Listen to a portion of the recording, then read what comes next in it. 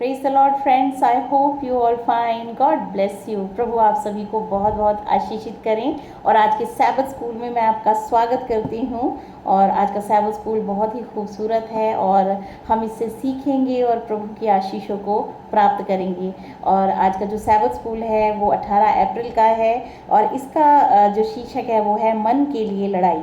मन के लिए लड़ाई। यहाँ पे जो कुछ वर्सेस को मैं पढ़ूंगी, दूसरा कुरिन्थियों अध्याय 4 उसकी तीसरी, चौथी, पांचवी वर्ष में जो सुसमाचार दिया है और जो पौलुस समझाना चाह रहे हैं, मिट्टी के पात्रों में परमेश्वर ने अपने धन को रखा है, उसके बारे में जो है पौलुस बताते हैं। इन वर्सेस में लिखा है, तीसरी वर्ष बताती है, परंतु यदि हमारे सुसमाचार पर पर्दा पड़ा है तो यह नष्ट होने वालों ही के लिए पड़ा है और उन अविश्वासियों के लिए जिनकी बुद्धि इस संसार के ईश्वर ने अंधी कर दी है, ताकि मसीह जो परमेश्वर का प्रतिरूप है उसके तेजोमय सुसमाचार का प्रकाश उन पर न चमके। यहाँ पे मन के लिए लड़ाई। जब हम मन हमारा जो है प्रकाशमय होता है तभी हम जो है प्रकाश में चल सकते हैं। यहाँ पे जो है इन वर्सेस में लिखा है कि परमेश्वर का जो प्रतिरूप प्रभु यीशु मसीह जो है उनका प्रभु यीशु मसीह का जो प्रकाश है वो जो है लोगों पे चमकना चाहिए। लेकिन ईश्वर जो कि संसार का ईश्वर है, जो शैतान है, उसने उनके मन की आंखों को क्या कर दिया है, अंधा कर दिया है, कि ताकि वो देख ना सकें, ताकि वो अपने मन को ना फिरा सकें, ताकि वो परमेश्वर के रोशनी में ना आ सकें और उनका जीवन कभी ना बदल जाए और वो परमेश्वर के जन ना बन जाए। इसीलिए इस संसार के शैतान ने जो है उन सभी लोगों की जो आंखें हैं वो अंधी कर दी हैं कि प्रभु यीशु मसीह का तेजोमय सुसमाचार का प्रकाश उन पर ना चमके। आगे लिखा है, क्योंकि हम अपने को नहीं परंतु मसीह यीशु को प्रचार करते हैं कि वह प्रभु है, और अपने विषय में यह कहते हैं कि हम यीशु के कारण तुम्हारे सेवक हैं, इसीलिए कि परमेश्वर ही है जिसने कहा अंधकार में से ज्योति चमके, और वही हमारे हृदयों में चमका कि परमेश्वर की महिमा की पहचान की ज्योति यीशु मसीह के चेहरे से प्रकाशमान हो। जी हाँ, हमारे मन जो है अंधकार में रहते हैं, लेकिन जब प्रभु यीशु मसीह हमारे हृदय में चमकते हैं और हमारे हृदय में जो है वो प्रकाश को जो है देते हैं, तभी हमारा मन जान पाता है कि कौन से कार्य हमें करने चाहिए, कौन से कार्य नहीं करने चाहिए। अन्यथा हम तो अंधकार वाले ही कामों को करते हैं। यीशु मसीह ने कहा, तुम मेरे पास आना नहीं चाहते क्योंकि तुम पाप में जीवन जीते हो। हम अपने निगाह में जो भी काम करते हैं हमें लगता है वो सही है, लेकिन परमेश्वर के वचन के अनुसार वो जो कार्य है वो गलत है, वो पाप हो सकता है। लेकिन अगर हम यीशु मसीह के वचन को नहीं जानते हैं तो निरंतर हम उस पाप में ही जीवन जीते हैं। इसीलिए यीशु मसीह ज्योति हैं और सुसमाचार बताता है, परमेश्वर ने कहा अंधकार में से ज्योति चमके। यीशु मसीह इस संसार में चमके। उन्होंने परमेश्वर के वचन को बताया कि मनुष्य जाति को किस तरह से अपने जीवन को जीना चाहिए और एक रोशनी इस संसार के बीच में प्रस्तुत की। तो हमें प्रभु यीशु मसीह के अनुसार अपने जीवन में चलना चाहिए, जिससे कि अब हम पाप में ना जिएं बल्कि हम रोशनी में, धार्मिकता में जीवन जिएं और परमेश्वर की आशीष, परमेश्वर की धार्मिकता को हम प्राप्त कर सकें। तो यहाँ पे अंधकार जो लेके आता है वो अंधकार लेके आता है इस संसार का जो शिक्षा है, जो संसार की शिक्षा है, उसके अनुसार कोई भी कार्य अगर हम करते हैं वो सही है इस संसार के निगाह में, लेकिन वो कार्य जो है वो परमेश्वर के वचन के अनुसार वो जो है सही नहीं है। तो यहाँ पे हम देखते हैं इस संसार की जो शिक्षा है उसे हमें जो है प्रभु यीशु मसीह की शिक्षा पे हमें चलना चाहिए, क्योंकि वो परमेश्वर के पवित्र वचन के अनुसार हमें जो है पवित्रता प्रदान करता है। और हम परमेश्वर के 10 आज्ञाओं को माने, उन आज्ञाओं के द्वारा ही हम पवित्र होते हैं, हम अपने जीवन को पवित्रताई में जीते हैं। इस तरीके से परमेश्वर एक ज्योति है, परमेश्वर के अनुसार हमें जीने की ज़रूरत है। आगे इसमें जो है इसमें क्वेश्चन है कि इसका क्या मतलब है? जिनकी बुद्धि इस संसार के ईश्वर ने अंधी कर दी है, जो विश्वास नहीं करते अविश्वासियों की, और जो विश्वास नहीं करते कि प्रभु यीशु मसीह परमेश्वर का पुत्र है, वो लोग जो हैं अंधकार में चलते हैं, इसीलिए वो ग्रहण ही नहीं कर सकते इस शिक्षा को। उनकी आंखें कैसे अंधी हो गई हैं, और इस संसार के शैतान ने उनकी आंखें अंधी कर दी हैं। आंखें कैसे खुलती हैं? जब परमेश्वर का सुसमाचार हम जब ग्रहण करते हैं तो हमारे मन की आंखें खुलती हैं। प्रभु यीशु मसीह हमें पवित्र आत्मा देते हैं, जिसके द्वारा हमारे कार्य पवित्र होते हैं, और अब हम पाप में नहीं बल्कि पवित्रताई में जीवन जीते हैं। इस अनुच्छेद में मन के लिए ग्रीक शब्द नोएमा है। इसका शाब्दिक अर्थ है हमारी धारणा या मानसिक क्षमताएं। एसडीए बाइबल कमेंट्री इस पद के बारे में एक ज्ञानवर्धक बयान देती है। मसीह और शैतान के बीच की लड़ाई मनुष्य के दिमाग की लड़ाई है। कुछ वर्सेस को मैं पढ़ना चाहूँगी कि जो मसीह प्रभु यीशु मसीह और शैतान के बीच की जो लड़ाई है वो कहाँ लड़ी जाती है? मनुष्यों के दिमाग में लड़ी जाती है। एक मन कहता है, जो शैतान की तरफ से जो युक्ति होती है, शैतान की तरफ से जो धारणा है कि सारे कार्य करो, तुम अपने शरीर के सारी अभिलाषाओं को पूरा करो, ये शैतान की शिक्षा है, शैतान के द्वारा उत्पन्न की गई धारणा है हमारे मन में। लेकिन परमेश्वर की 10 आज्ञाएं जब हम मानते हैं तो हम प्रभु यीशु मसीह के जो है पवित्र आत्मा के द्वारा चलाए जाते हैं। इस तरीके से ये हमारी जो परमेश्वर की जो पवित्र आत्मा है वो हमारे मन को प्रकाशमय करती है। तभी हम ये डिसाइड कर सकते हैं कि हाँ, हमें परमेश्वर की आज्ञाओं में चलना है, अन्यथा हम अपने शारीरिक अभिलाषाओं को पूरा करने के लिए ही पूरे जीवन को जीते रहते हैं। कुछ वर्सेस को मैं पढ़ना चाहूँगी। रोमन्स अध्याय 7 उसकी 23वीं वर्ष बताती है, परंतु मुझे अपने अंगों में दूसरे प्रकार की व्यवस्था दिखाई पड़ती है, जो मेरी बुद्धि की व्यवस्था से लड़ती है और मुझे पाप की व्यवस्था के बंधन में डालती है जो मेरे अंगों में है। हम देखते हैं हमारा जीवन हम अपने शारीरिक अभिलाषाओं को पूरा करने के लिए ही हम जो है जीते रहते हैं। यहाँ पौलुस कह रहा है कि मेरे जो मन की मन में जो परमेश्वर की जो पवित्र आत्मा कार्य करती है वो मेरे मन को प्रकाशमय करती है, लेकिन मेरा जो शरीर है वो पाप की व्यवस्था के बंधन में मुझे डालता है। मेरे अंगों में पाप की व्यवस्था शामिल है और हमेशा वो मुझे पाप करने के लिए ही प्रेरित करती है। तो हमारा जो शरीर है वो हमारे मन से कंट्रोल होता है, और अगर वो पवित्र आत्मा के द्वारा चलाया जा रहा है हमारा मन, तो ही हम जो है पाप करने से बच सकते हैं,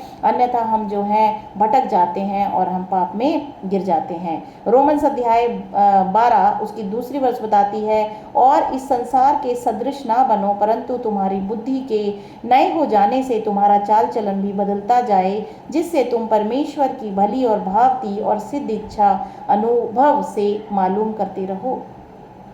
हम प्रभु के अनुसार चलें, प्रभु के वचन के अनुसार चलें, इस संसार के सदृश ना बने। हमारी सोच इस संसार के सदृश ना हो, जो कि सिर्फ शारीरिक अभिलाषाओं की पूर्ति करने के लिए लगी रहती है। हमारी जब बुद्धि को परमेश्वर ने नया कर दिया है, पवित्र आत्मा प्रदान कर दी है, तो अब हम परमेश्वर की इच्छा को महसूस करें और उसी के अनुसार अपने जीवन को जिएं।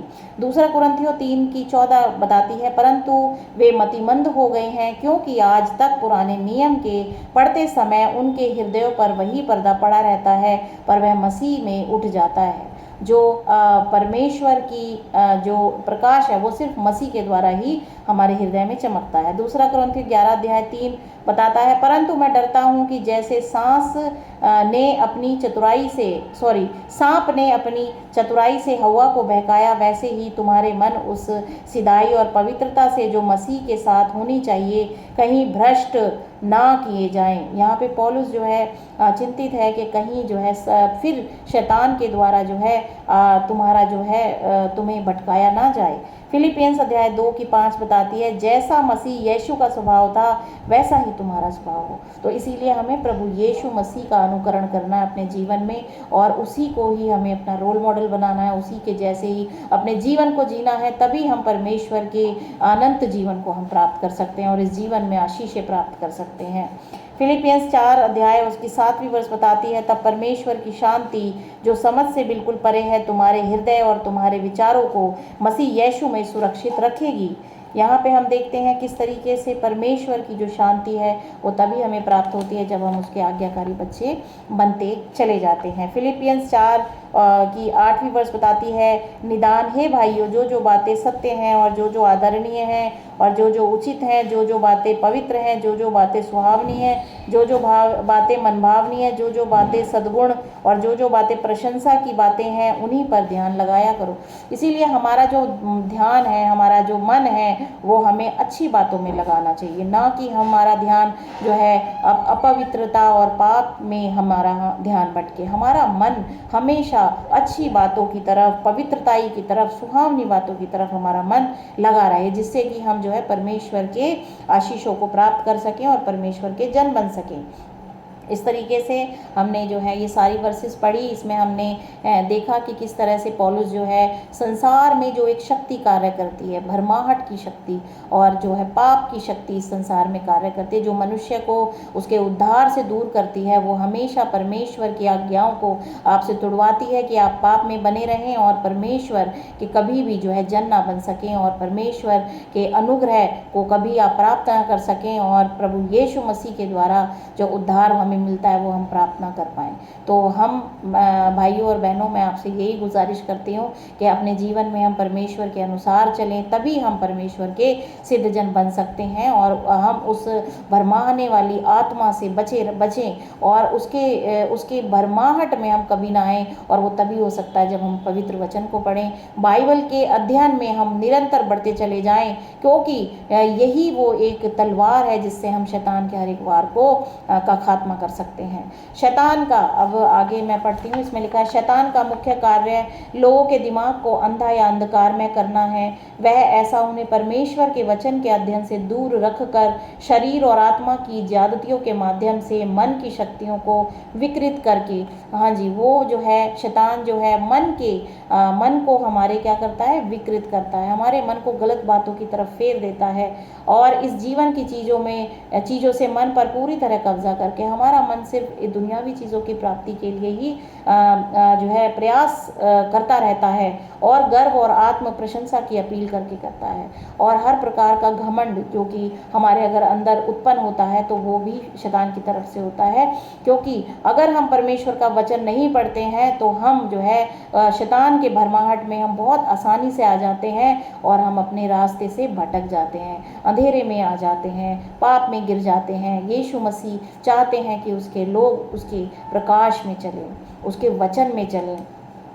खोए हुए लोगों की ओर से ज्ञान की कमी इसीलिए नहीं है क्योंकि वे नहीं जान सके, ऐसा इसीलिए क्योंकि उन्हें पता नहीं चलेगा। कई लोगों के पास सत्य जानने का हर अवसर था, लेकिन उन्होंने विश्वास नहीं करने का फैसला किया और शैतान ने उनकी आंखें मूंद ली। शैतान का राज्य अंधकार का राज्य है, जैसा कि एसडीए बाइबल कमेंट्री में कहा गया है। सुसमाचार ही एकमात्र साधन है जिसके द्वारा शैतान की शैतानी योजनाओं और धोखे को उजागर किया जा सकता है और जिसके द्वारा मनुष्य अंधकार से प्रकाश की ओर का रास्ता देख सकता है।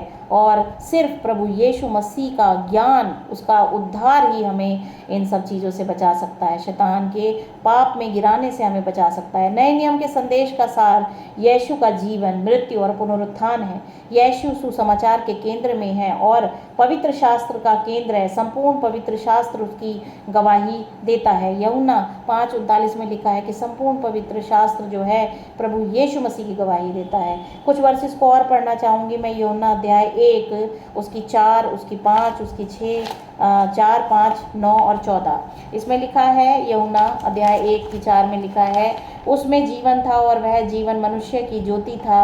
और 5वीं वर्ष बताती है, और ज्योति अंधकार में चमकती है और अंधकार ने उसे ग्रहण ना किया। अध्याय 1 की 9वीं वर्ष बताती है, सच्ची ज्योति जो हर एक मनुष्य को प्रकाशित करती है जगत में आने वाली थी। और 14वीं वर्ष बताती है, और वचन देहधारी हुआ और अनुग्रह और सच्चाई से परिपूर्ण होकर हमारे बीच में डेरा किया और हमने उसकी ऐसी महिमा देखी जैसे पिता के इकलौते पुत्र की महिमा। तो यहाँ पे प्रभु यीशु मसीह का प्रकटीकरण बताया गया है कि प्रभु यीशु मसीह ही जो है परमेश्वर का पुत्र है और वो देहधारी हुआ, वचन देहधारी कार्य हुआ। जो प्रकाश है, जो जीवन है, वो उसने एक देह लिया, प्रभु यीशु मसीह ने एक देह लिया और वो हमारे लिए इस संसार में, इस जगत में आया कि हमारे पापों का जो है बलिदान जो है, पापों हमारे, क्योंकि हम तो मिट्टी हैं, हम अपने कर्मों से कभी उद्धार नहीं प्राप्त कर सकते, सिर्फ यीशु मसीह के पवित्र लहू के द्वारा हम उद्धार प्राप्त कर सकते हैं। और वो इस संसार में आए कि वो हमारे पापों को क्षमा करने के लिए अपने लहू को, पवित्र लहू को बलिदान कर सकें। और उस लहू के द्वारा जब हम उस पर विश्वास करते हैं तो हम जो है धार्मिकता में आगे बढ़ते हैं और हम उद्धार प्राप्त करते हैं, हमारे पाप क्षमा किए जाते हैं यीशु मसीह में। परमेश्वर ने, जगत में परमेश्वर ने यीशु मसीह को इसीलिए भेजा क्योंकि वो हमसे प्रेम करते हैं। वो चाहते हैं कि हमारे जो हैं हम अनंत जीवन प्राप्त करें। हमारे पापों को नाश करने के लिए प्रभु ने खुद ही इस संसार में अवतरित होकर हमारे पापों की सजा क्रूस पे ली और उस क्रूस के बहाए गए लहू से हम मोल खरीदे गए हैं। तो भाई और बहनों, हम जो हैं अपने जीवन को जो है व्यर्थ में ना गवाएं। हम बहुत अनमोल हैं प्रभु के लिए, तो हम उसी में ही जीवन को निरंतर हम प्रयासरत रहें और उसमें हम बढ़ते चले जाएं। मसीह कलीसिया की प्रारंभिक शताब्दियों के दौरान नए नियम के विश्वासी पूरी तरह से यीशु मसीह के प्रति समर्पित थे। जो उनके अंधेरे में प्रकाश था, वे उसकी कृपा से मुक्त हुए, उसकी शक्ति से रूपांतरित हुए और उसके प्रेम से प्रेरित हुए। यहाँ तक कि मृत्यु भी मसीह के प्रति उनकी वफादारी के बंधन को नहीं तोड़ सकी। उन्होंने सुसमाचार की शानदार रोशनी में शैतान के धोखे को पहचान लिया। यीशु मसीह के पास हमेशा ऐसे पुरुष और स्त्री रहे हैं जो उसकी कृपा से, उसकी सच्चाई के लिए साहसपूर्ण खड़े रहे हैं। इन प्रारंभिक शताब्दियों में मसीह के प्रेम, अनुग्रह और सत्य की रोशनी अंधेरे में चमकती थी। सिर्फ, हाँ जी, इसमें जो लिखा है कि सिर्फ जो है परमेश्वर की शक्ति, यीशु मसीह की शक्ति से ही हम हमारे मन रूपांतरित हो सकते हैं, हमारे मन बदल सकते हैं और हम जो है प्रभु में जो है पवित्रता प्राप्त करके अपने जीवन को जी सकते हैं। और ये बहुत सरल है। हमें अपनी इच्छा शक्ति को प्रबल करना है और हमें हमेशा भलाई को चुनना है और बुराई को हमेशा हमें दूर रखना है अपने जीवन से। तो प्रभु आप सभी को बहुत आशीषित करें। प्रभु की आशीषें, अनुग्रह हमेशा आप सभी पे बना रहे। आमीन।